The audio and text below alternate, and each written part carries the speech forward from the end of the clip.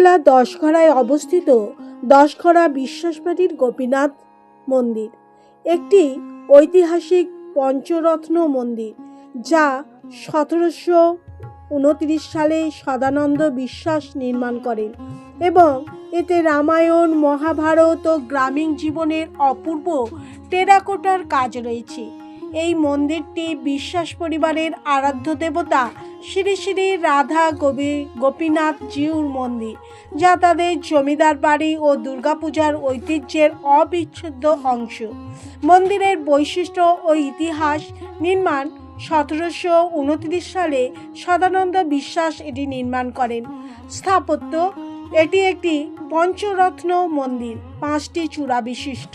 Terracotta: মন্দিরের গায়ে রামায়ণ, মহাভারত ও গ্রামীণ জীবনের সুন্দর দৃশ্য আঁকা আছে।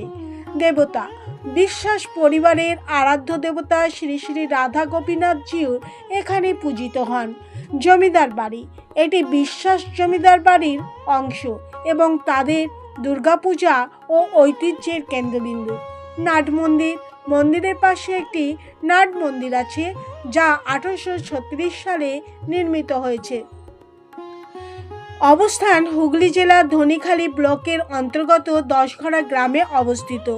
টেরাকোটা মন্দির সাধারণত খোলা থাকে এবং বাইরে থেকে দেখা ও ছবি তোলা যায়। এই মন্দিরটি বাংলার মন্দির স্থাপত্য ও পোড়ামাটির কাজের একটি গুরুত্বপূর্ণ উদাহরণ, যা আজও তার ঐতিহ্য বহন করে চলেছে।